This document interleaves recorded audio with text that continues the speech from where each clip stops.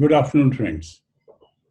Friends, we have so far studied the provisions of the Contract Act up to Section 12. Section 13 deals with the consent. Now, it is given that the consent should be free, consent should be fully clear. Supreme Court has beautifully expressed this in a small sentence. It says, Honorable Supreme Court says in the case of Central National Bank versus United Industrial Bank, the case is of 1954. Citation is AIR 1954 Supreme Court 181, where it says consent is where parties agree upon the same thing and that thing in the same sense. What is essential is that the consent must be relating to, let's say you want to buy a laptop and you go to a company where the company offers you a particular brand where parties agree upon the same thing. And that thing, like what are the features of this particular laptop that you have agreed upon. That thing in the same sense that what the dealer is giving you and what you are buying, that particular thing should relate to the brand, the price, the features. They should all be understood by the buyer as much as the seller. They should all be in the consensus ad item. The word same thing means whole content of the agreement, as I was trying to just say now to you, where parties are fully ad idem, as this was by the Andhra Pradesh High Court, where the Honorable Court said, in the case of Dhuli Puri Nimaiya versus Union of India, citation AIR 1958, AP, Andhra Pradesh 533, where they said the word same thing means whole content of the agreement and the parties should be ad idem, consensus ad idem. This agreement could be negative in following senses. One, offer does not coincide with the acceptance or acceptance does not coincide with the offer. There is definite mistake as to the identity of the person with whom we are contracting, and there is a mistake in relation to a written document, which is anyway non est factum. So there should be no mistake as to the person with whom we are contracting. There should be no mistake in relation to a written document, and offer and acceptance must coincide. So there should be no negativity in the agreement being concluded. Okay, let's go on to the next section, section 14. Now, this section defines when consent is free, as against section 10, which says free consent is necessary for a valid contract. Section 10 merely says, yes, free consent is a must for a valid contract. But section 14 goes into the aspect as to when the consent is free. Section 14 says where there is consent but no free consent, the contract is voidable at the option of the parties whose consent was not free. For example, if somebody agrees with me and signs a contract and later on says, but my consent was not free, I was pressurized by my husband or by my uncle or by my employer or whatever. This is the case decided by Allahabad High Court. The case name is Devanandan versus Chote, AIR 83, Allahabad 9. A general averment by somebody that consent was not freely obtained is not enough. Anybody can come up later. I mean, there is a remorse. If I sell my house today, and later on there is a remorse that I didn't, or somebody offers me double the price later on, and I go and allege, oh, my consent was not free. Merely, just a general averment is not enough. If I want to allege that my consent was not free, I have to set up what are the vitiating elements which are enumerated in section 14. This is a very important case decided by Privy Council in the case of Bal Gangadhar Tilak versus Srinivas Pandit. The case is AIR 1915, but Privy Council 7. Friends, section 15 deals with coercion. Some people, there have been, particularly in a country where there was lack of literacy, or the society was backward, or not up to the latest trends in business or whatever. This section deals with something where, in India, you could give host of examples where there were, certain rajas who didn't understand what was being asked, and they could be compelled. They became majors, but they didn't understand the delicacies or intricacies of business, and somebody would bring them and say, coax them into signing a contract. There could be coercion, could be of many types, but this section particularly defines coercion as committing an act forbidden by Indian Penal Code, or unlawful detaining of the property, or threatening to commit these acts. What are these? 1, coercion consists of committing an act forbidden by Indian Penal Code. Second is that I unlawfully detain the property of somebody, or I don't do any of these things, but I threaten to commit these acts. As I said a moment ago, lots of coercion, there are examples, lots of coercion was exercised by the people who had some kind of authority or control into compelling the people to enter into contracts which had either the threat or forbidden by law, or they would say we would detain your property, we would not do, or we would somewhere, go and put you behind, or, let you not come out, or, keep you confined to a particular room or something. So these kind of threats or actual detention, whatever. So these kind of examples where certain illiterate people owning lots of estate were forced into signing something.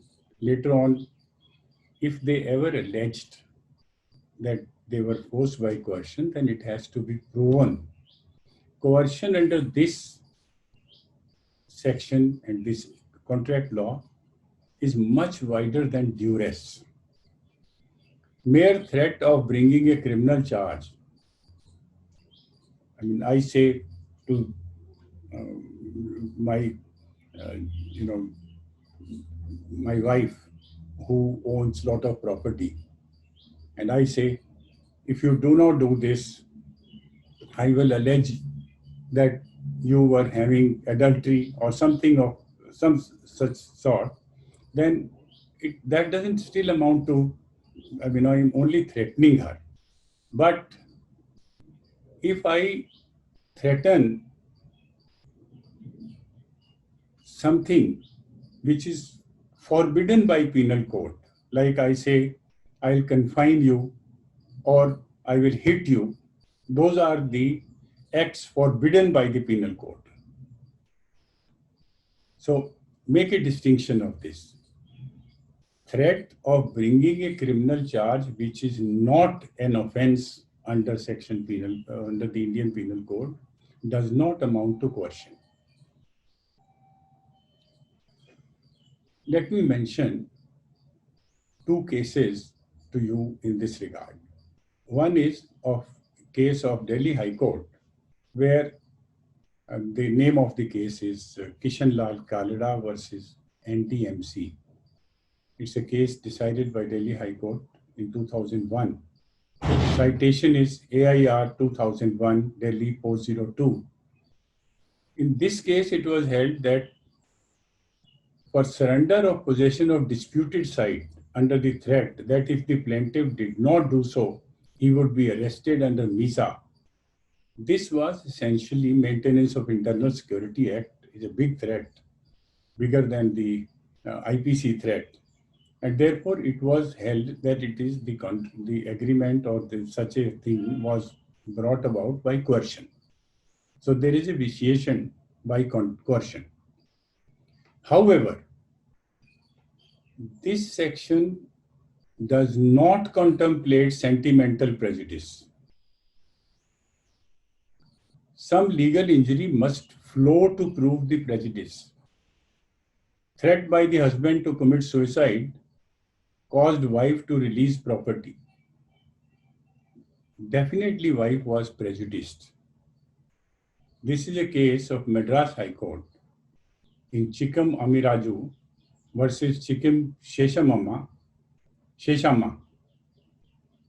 The case is of 1918. Citation is AIR 1918, Madras 414. So these two illustrate the kind of the coercion, what kind of coercion could be, or what kind of threats could be exercised. Let's study this coercion in relation to Specific Relief Act, where the terms of a contract at the time of making the contract gave the plaintiff an unfair advantage over the defendant. The court may refuse specific performance to the plaintiff. Compulsion of law is not coercion under this section. Andhra Sugar, the case is of Andhra Sugar versus State of Andhra Pradesh. The case is decided by Supreme Court in 1968. Citation is AIR 1968, Supreme Court, where the plaintiff had an unfair advantage over the defendant. The courts do not allow specific performance. But Supreme Court has said compulsion of law is not coercion under this section.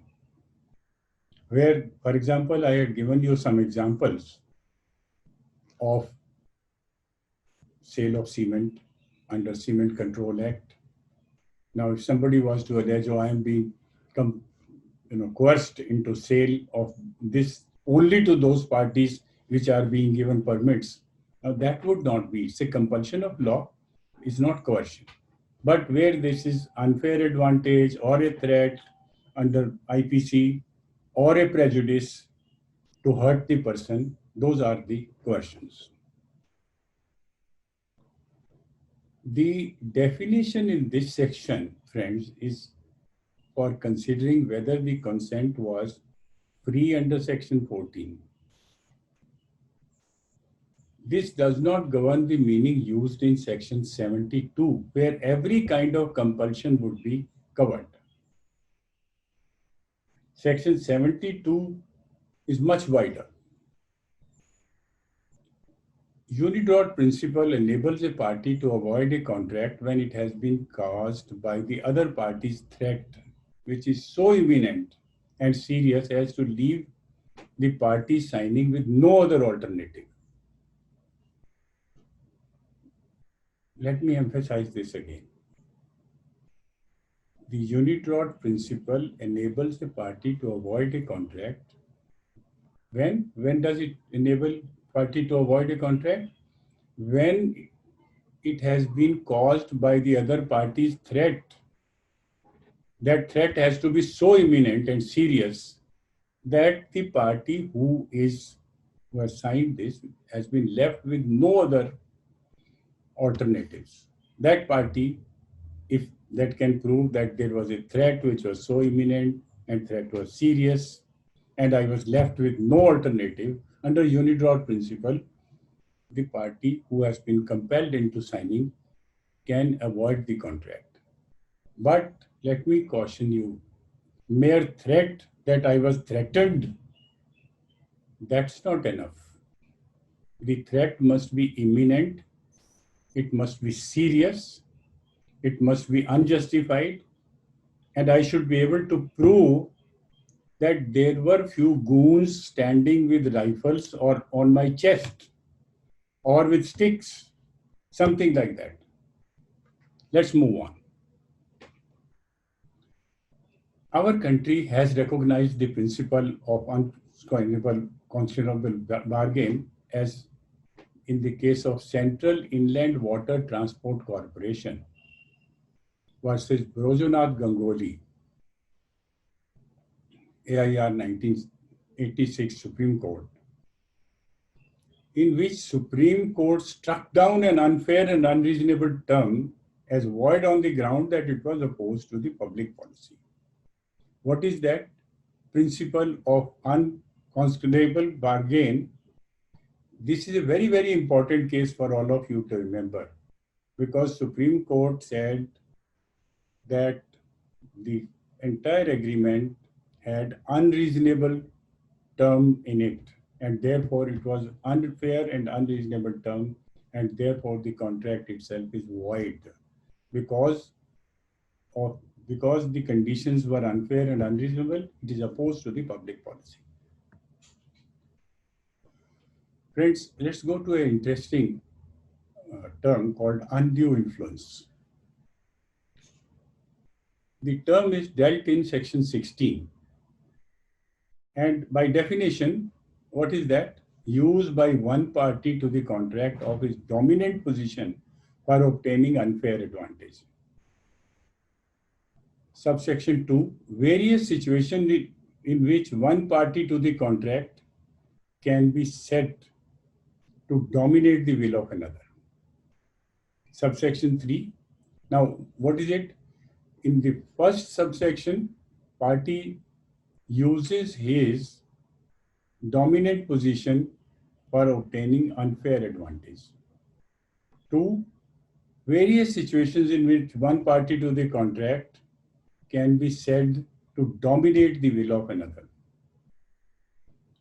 3, rebuttable presumption, where a contract takes place between parties and transaction is unconscionable. For example, this I was giving you of a case, 3 falls under Central Inland Water case. Relationship between a guardian and his ward, father and son, patient and medical advisor, solicitor and client, they all fall within subsection 1. For example, a solicitor may be able to take advantage of the position of his client by compelling him to give an unfair advantage to the solicitor. Friends, we shall continue studying this, but let me mention an important case to you. Subhash Chandra Das Musib versus Ganga Prasad Das Musib. The case is decided by Supreme Court in 1967. Citation is AIR 1967, Supreme Court 878. But where it was held that such influence must be undue influence. Thank you, friends. We shall continue.